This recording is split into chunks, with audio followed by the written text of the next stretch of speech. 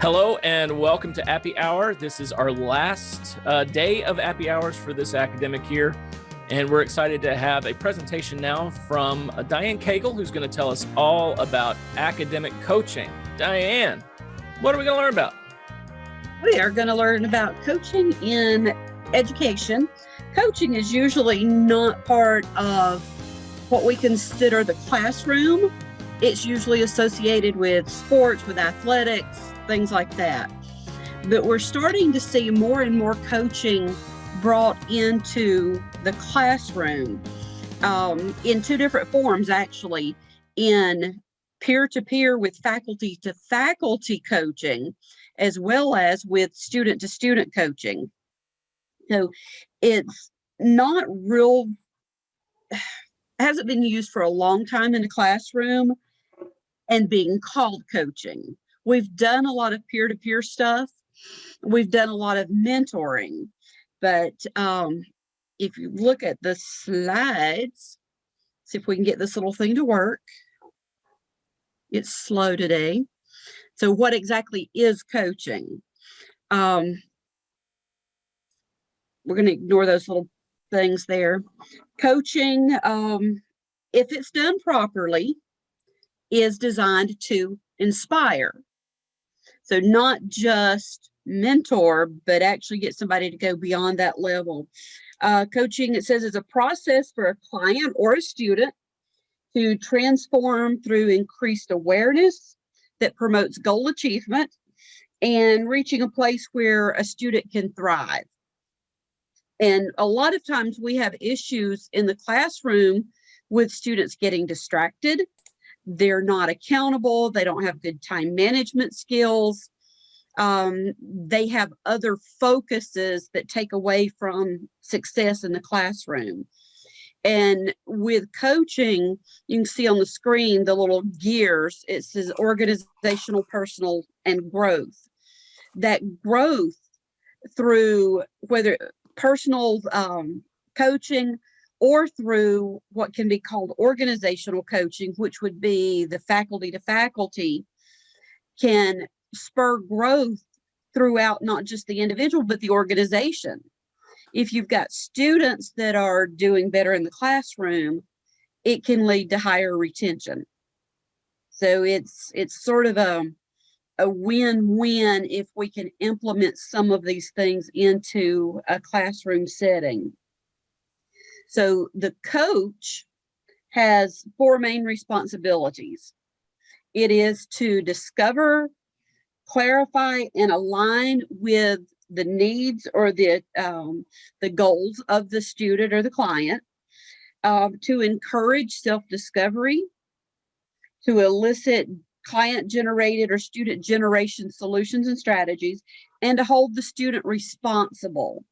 So the last two, the eliciting solutions, that's where the difference between coaching and mentoring come in.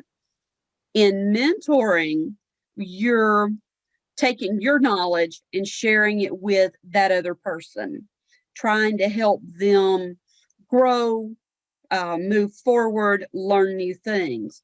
With coaching, you're helping that person identify their own strengths and weaknesses, learn how to set a goal, learn how to follow through, and the responsibility is placed on that individual to move forward rather than as a mentor, you're sitting there kicking them in the behind, telling them you've got to do this, you've got to do that.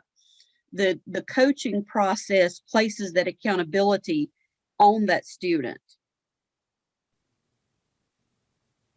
So the coaching process, and the two little pictures here, the staircase and then the binoculars. The staircase, with coaching, you set out a plan of action. So if you're going to hike up all of these stairs, you're not just going to randomly say, I'm going to run up 2,000 stairs. You're going to put a plan in place. I may do 100 today, 100 tomorrow, and then each day build on what I've learned in order to tackle the entire staircase. And then the binoculars represent that vision that the goals that you're looking to establish. So, I mean, it is a little different, but coaching can help a classroom instructor learn to be a leader, not just in the classroom, but to help them learn how to have good decision-making skills that could eventually lead them into an administrative position if that's what they're looking for. And we know right now with Reinhardt, there's been a lot of turnover, especially with all the COVID stuff. We've lost a lot of people. We've got a lot of new people coming in. We're all learning different things in different ways right now. So the coaching is a really good fit into how we are learning to accommodate all of these changes. We've got faculty that have been around forever, and we've got faculty that are new, that are coming in, that don't have the knowledge of how the university operates, that don't have the knowledge of expectations. So you can pair an older faculty, and I don't mean age-wise, but someone who's more experienced with the university, with someone who's new that's coming in, and help that person realize how they fit into the university system, what their role is beyond just being a classroom instructor. And I've had a couple reach out to me already that have talked about, I know how to teach, but how do I work on a committee? How do I fit in with the expectations of being on campus with all the COVID stuff? And we don't really have a process in place that does this type of orientation with new faculty. So if we can pair someone that's new with an older person that knows the ropes, we're likely to have better retention among our faculty. And it's not that, again, it's not mentoring. We're not doing it for them. We're going to help them learn. So if they ask about the university's code of ethics, where do they find it at? I can tell you half the faculty don't have a clue. It's in our faculty handbook. But it's helping that person. You would tell them, well, you need to be sure you're reading the faculty handbook. These things are included.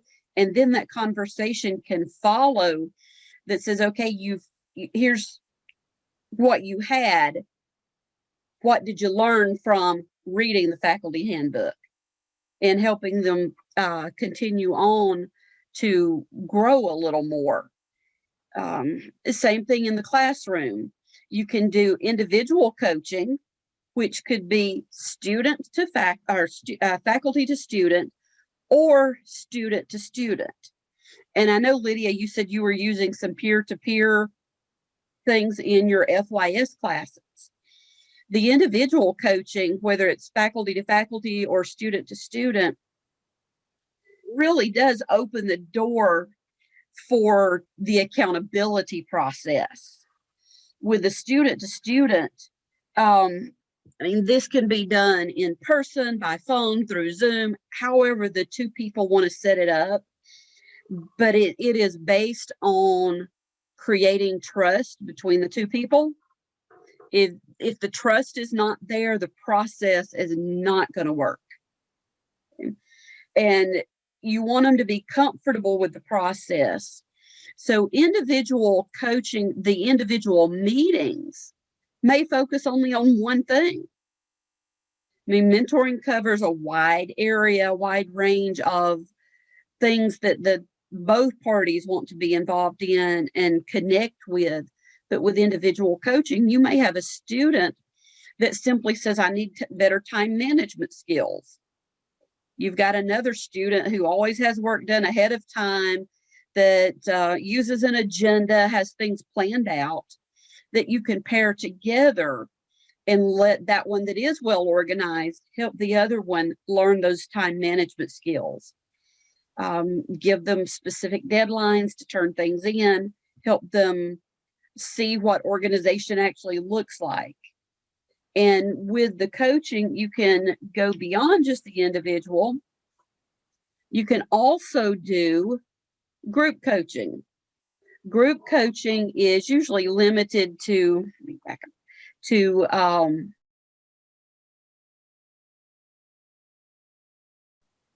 10 or less. 10 is usually maximum in a group. And again, the group coaching is another great way to do faculty to faculty coaching.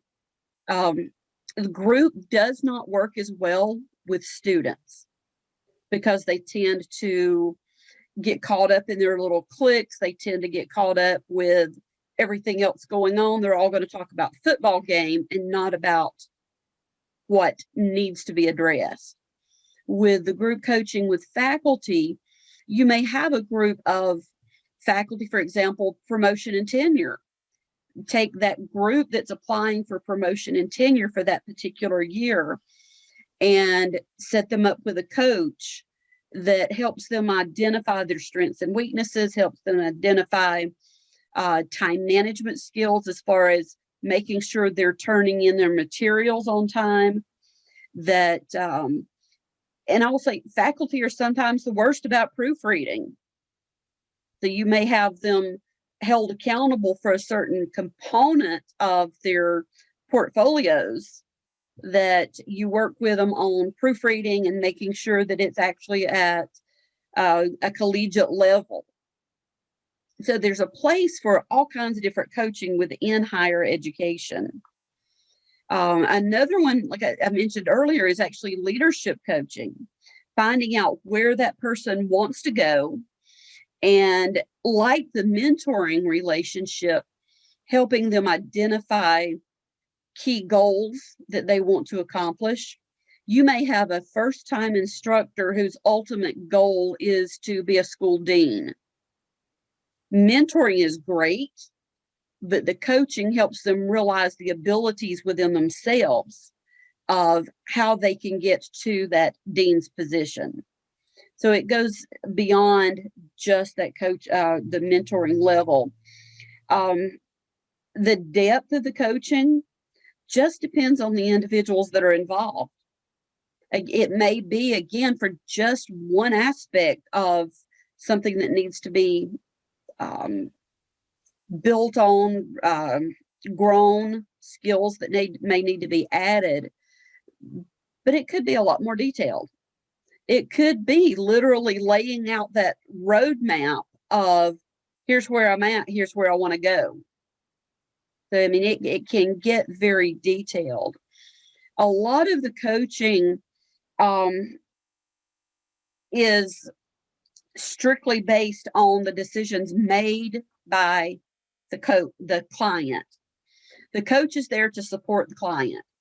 So they're going to, here's what I want to work on. And the coach will say, okay, if that's your goal, what is your first step? Rather than under a mentor that says, okay, here's what you need to do. So if you're using the student to student, that student that is the coachee may say, I need to develop my time management skills. The other student can say, okay, what do you think is your weakness, or what do you think is your strength toward time management? How do you fix that? And you get that input and you build on what the coachee is actually asking for. And one thing with coaching is you have to be careful that what they're asking for is actually what they need. So they may say that they need to work on time management, but time management may not be the problem. The problem may be procrastination. So it's drilling down and helping them realize that it's the procrastination that's creating the time management problems. And but it helps develop accountability. It helps develop trust. And with peer-to-peer, it's going to help increase those retention levels. If you've got a student who is turning in work on time, they're going to be more successful. If they've got better time management skills, they're going to be more successful. And of course, retention in the classroom rolls over to retention for the university. So these little changes like adding coaching can help us as a university increase our retention levels. In higher education right now, there is a term that has been coined called the turkey drop. And these are first-year college students who are coming in first semester. They do great the first half of the semester. By the end of the second half of the first semester, they've lost interest, they're lonely, they have figured out that their place may not be what they thought it was on campus, and they don't come back after that Thanksgiving break. So they've been coined the turkey drops. But I think coaching can contribute to salvaging some of those students. If we can address the needs early on through a coaching process, we can make sure that they're getting the socialization they need, that they're not hiding in their rooms all the time, or if they're student athletes, that they're addressing their schoolwork with the same rigor that they address their athletic practices. We've helped them find that balance through that coaching process. So the classroom coaching is fairly new. We've called it a lot of different things, including peer-to-peer learning, peer-to-peer mentoring. But when we can take it a little bit further and build those trust relationships, coaching students identify with the word coaching more so than the word or the term mentoring. Everybody knows what a coach is. So those students will, in most cases, grasp on and hold on to that coach more so than they will if we tell them, oh, we're going to pair you with a mentor.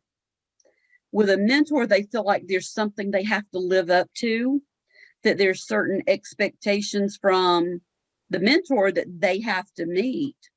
Whereas with a coach, it's a more flexible relationship. And again, the accountability is put squarely on the student being coached.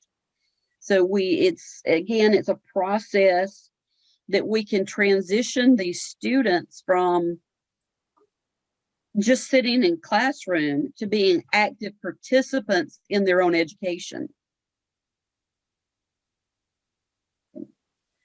Career development is a key component of the coaching process. So whether it's a student to student or faculty to faculty, we know that trying to maintain a work-life balance is not easy, especially right now. In my online programs, I have more issues with students that are trying to balance where they are in their program with their work. Now with kids being at home a lot more, there's a lot of issues going on, having to take care of family members. I mean, you name it and it's going on. So with coaching, if these students know where they want to go, or if this faculty member knows what they want to do, we can take that coaching process and help them develop that plan of action. It's a great tool, especially for those that are wanting to transition into other positions, or if a student's ready to go into the workforce, that coaching can help them prepare for interviews. Coaching can help them create a better resume. So we have career development on campus, but the students sometimes won't take advantage of it because it may just be a single person saying, oh, your resume looks fine. But a coach can say, what do you feel is the most important part of your resume? Why do you feel it's important? Why, if you're going after this particular job, what do you think that employer's looking for?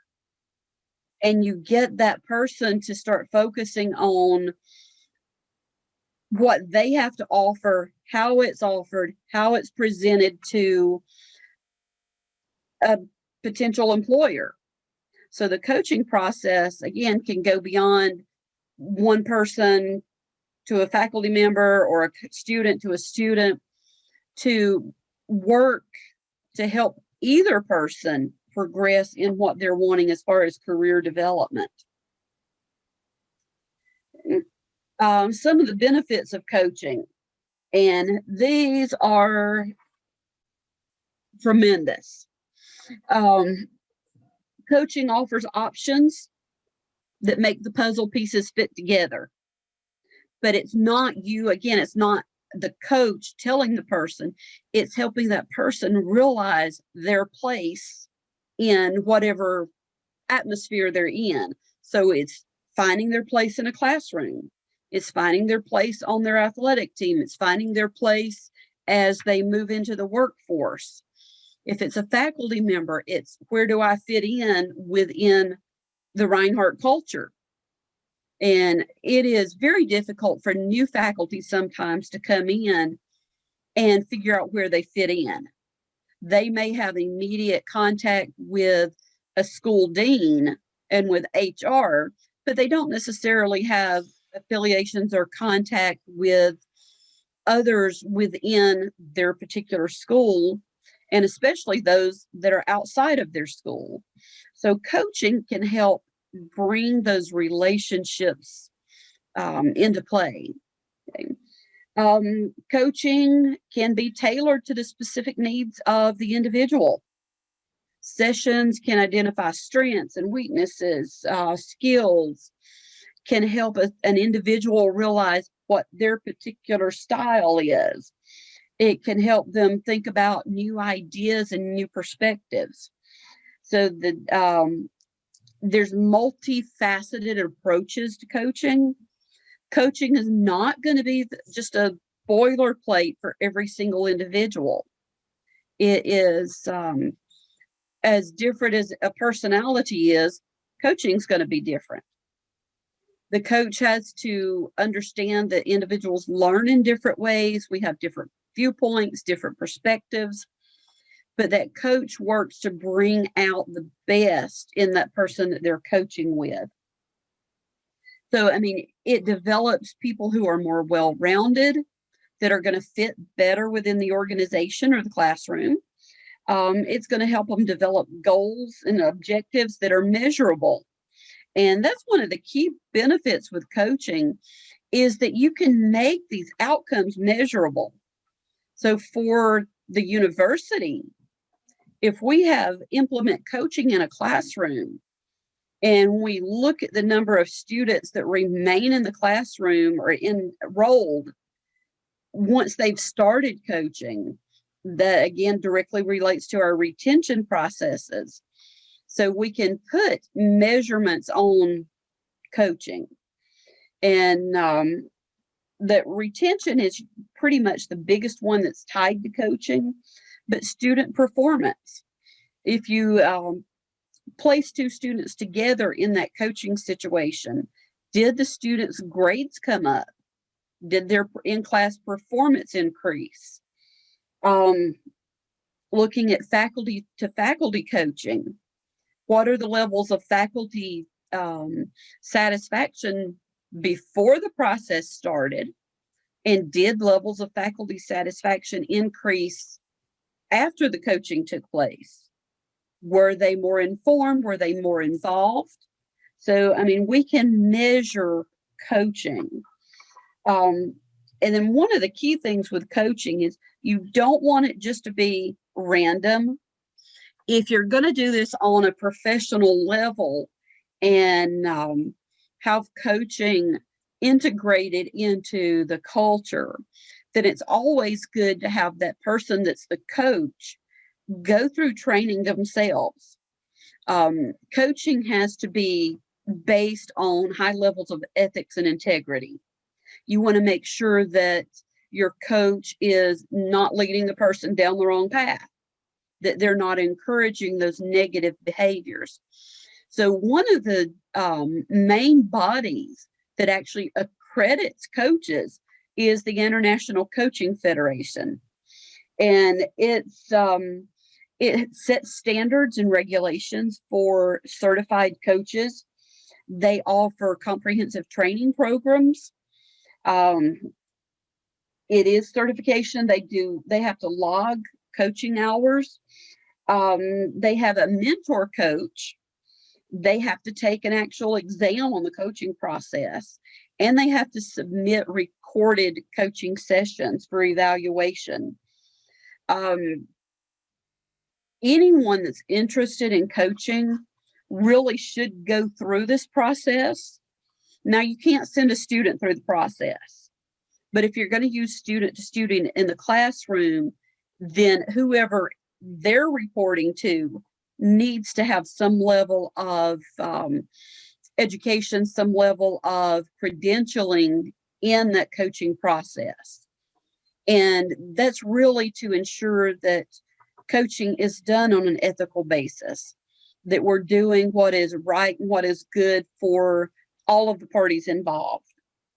And one thing with the Coaching Federation is once that certification is in place, you can actually get paid to coach. There are people out there all across the world who are paying coaches. And one of the things that I learned, and the reason that I picked this topic, I will tell you, is that I just finished a class as part of my doctoral program on coaching. My course instructor was a certified coach. So he provided us with a lot of background information, a lot of real life scenarios, issues that he had encountered and run into. And one of the books that we used is called An Introduction to Professional and Executive Coaching. And it's by Sheila Boyson-Rotelli. So it's got a lot of good information in it. It was adopted as the textbook for the class that I finished. But coaching as a whole has benefits just as mentoring does. But whereas the mentoring, like I said, is you sharing your knowledge with that other person, the coaching model has that other person realizing what their own potential is. And you are literally there as a coach, just like an athletic coach can't share their talent with you, but they can share their knowledge with you. And they can tell you, okay, if you're playing baseball, move your hands up on the bat and you're going to get a better hit. So as a coach within an academic setting, it may be, okay, if you work on your time management skills, you're going to improve your grades. So coaching as a whole just, again, has benefits that will benefit the individual and the university. And it's something I would like to see moved into the classroom more often.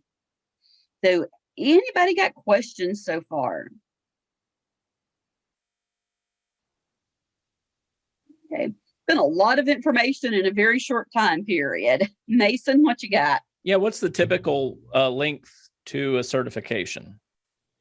Like if you started now, how long would it take to be certified as an international, as a coach from the International Coaching Federation? It can actually vary by the relationships that you've already got established. The process can take a few months up to a year or two. Mm-hmm. It just depends on what level you want to go to and how detailed you want to get as far as the recorded coaching sessions. And that coaching mentor will actually help you lay out that plan of action. So it will vary by individual, but they do have set components that you have to go through. And is this the same training structure that Tunji provides? I know Tunji trains for coaching.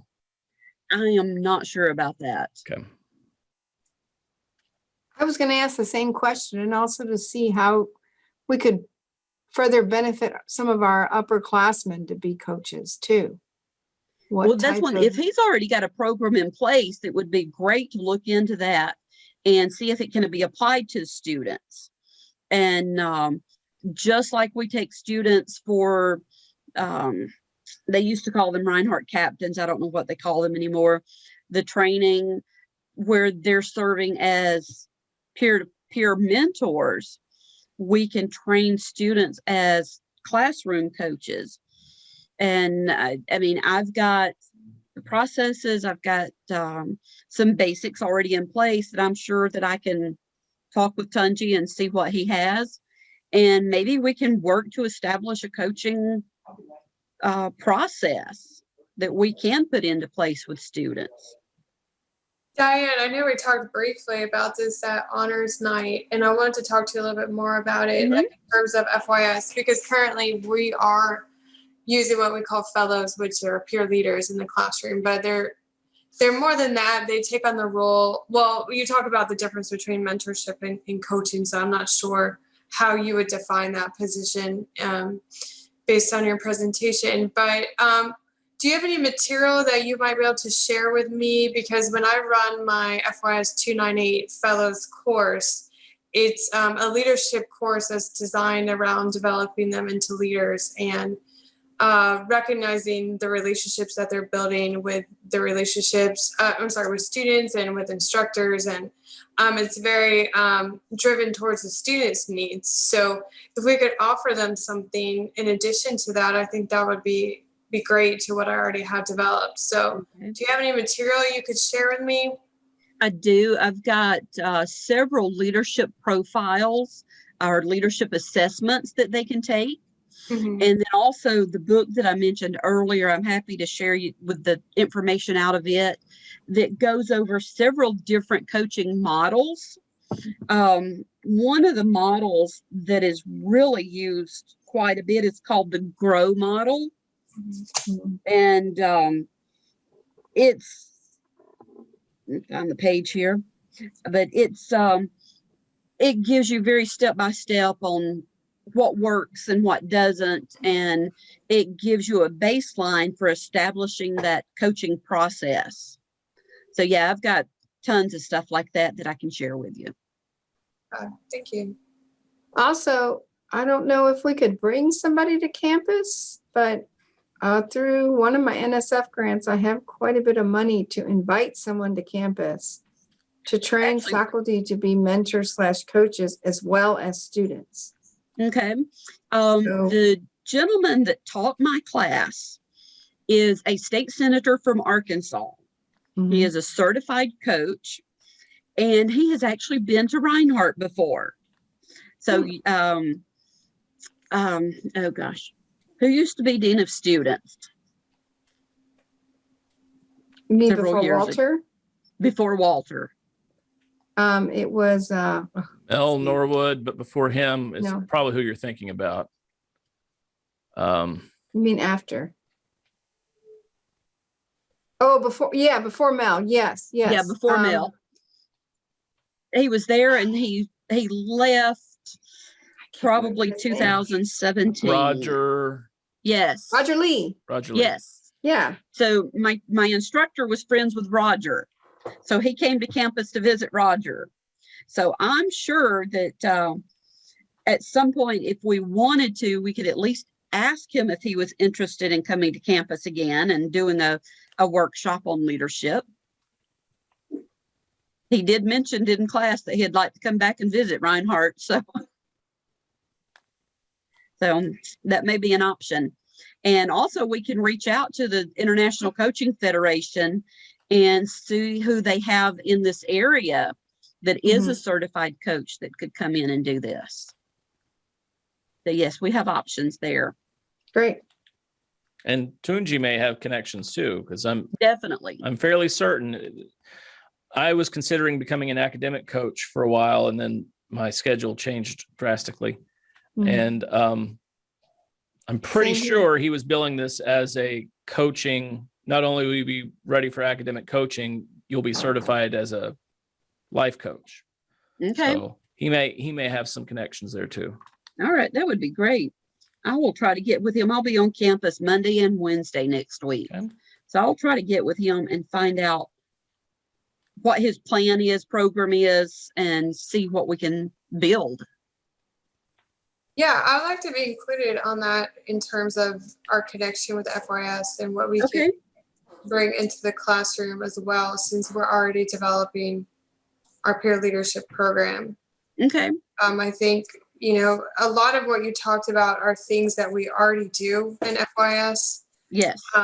where we tailor the course around their needs or what our perceived needs are for them, and also feedback based on the students' experience in the course. And I think, it would align really well with what we're already doing. We're actually doing a larger unit on career development coming up in the fall. So yeah, I think that would be a conversation to include FYS on. Okay. That'll be good. And Lydia, our STEM students are supposed to have peer leader coaches. Good. That's part of that grant. So Yeah. I got to Okay. get a few, and I have a few students in mind. I just need to get them into a Okay. workshop and have some training.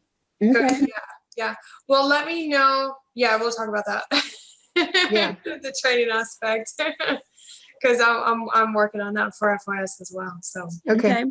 yeah. Well, that sounds great. It looks like we just formed a little committee.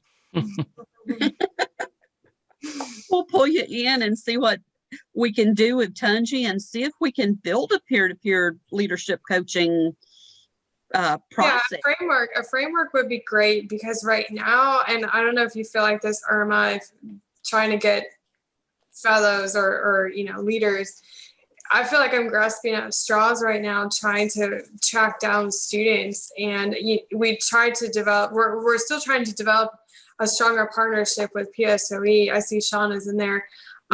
We've had talks with Nancy about getting our education students in, because we've had a fabulous experience with our education students working in our classrooms this semester. And I'm actually going to be returning working with one of those students again in the fall. But it's tough because our education students have such a strict timeline for degree progression, and it might not always work for their schedules. And so we really want some dynamic students who are in there to really get the most out of the experience. But it's hard when you're not in all those classrooms every day to identify those students and to get instructors to identify them. So I think a framework where we can recruit students in and assign them to our classrooms would be extremely helpful in getting those results that we want, right? So I agree. When you talk to a student, they ask you, well, what is that? And you don't really have, it's kind of nebulous, like, well, you'll be doing a little of this and a little of that. Right,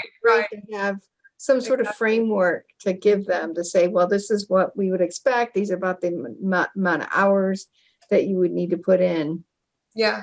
Well, I also mean, even like a networking framework. So like a place where they can go, like maybe sign up with Tunji or sign up with you, Diane. True. Mhm. And say, okay, I want to work with STEM. I want to work in FYS. Maybe I want to work in other types of programs or classrooms, So, and I know our students are chomping at the bit to get those type of opportunities. Okay. Yeah, I have a lot of students because I supervise our internships for the business program. Mhm. So I do get students all the time. Do we have any internships on campus? What can I do on campus? Send them our way. Send them our way. Yeah. So those are good things. I've got one that's just finishing up an internship in HR on campus. Okay. But those students, especially the business students that are interested in human resource management, Mhm. coaching is a big component now in HR. Mhm. So why not help those students gain that experience? Yeah, absolutely. Absolutely. Mason, is this something that we could develop and attach to a high impact practice? I don't see why not. I'd wonder where, are you talking in terms of QEP, or are you talking in terms of a CITL grant? Both. Yeah, I would say both. Yeah.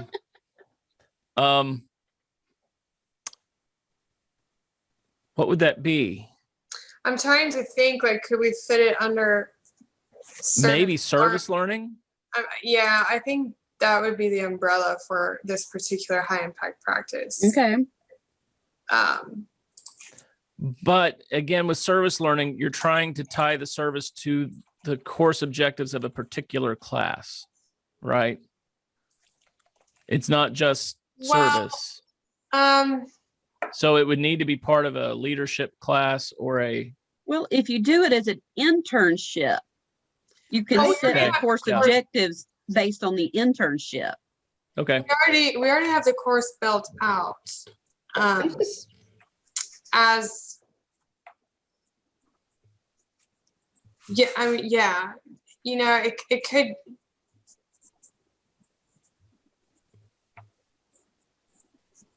It could go either way, I think under service learning or internship, or yeah.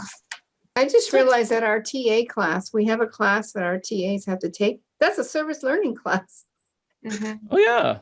I don't Sure think that's enough. put in as a HIP. Mason, have you ever gotten a report from that? Mm-mm. And if it's if it's linking to first year seminar, that is a first year seminar and experiences are a high impact practice. So that in of itself, what is a high impact practice? And you don't have to worry about whether it fits into the objectives of the course, because it automatically does. Now, if you're talking about a larger framework for other courses and like the STEM grant for IRMA, Mm-hmm. I think it would fall more under the category of either internship or service learning. Okay. Depending on how it's designed. Yeah, and that's something we can definitely include in these discussions of building a framework. Mm-hmm. Yeah. I'm sorry I came in late. Will the PowerPoint be accessible? We have recorded this, so it will be online on our YouTube channel. Oh, okay. All right. All right. Are there more questions?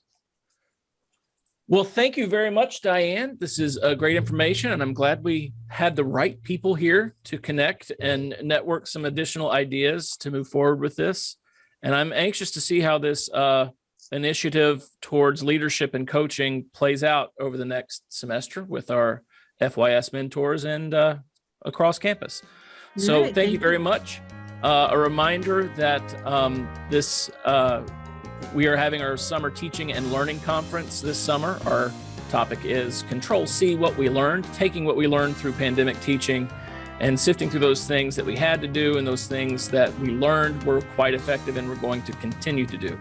So watch your emails for more information about that conference. And a reminder that at 4 o'clock, we have Jamie Vogan from, I think it's Woodstock, and she's going to be talking about Microsoft Teams. And if you're going to join us for that meeting, go ahead and launch Teams now, because I think she's going to want us to switch over to Teams shortly after we begin.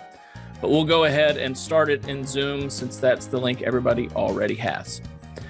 All right, I hope to see you all over there at 4 o'clock. And thanks for coming. Thank you, Thank Diane. you. Thank you, everyone. Thank you.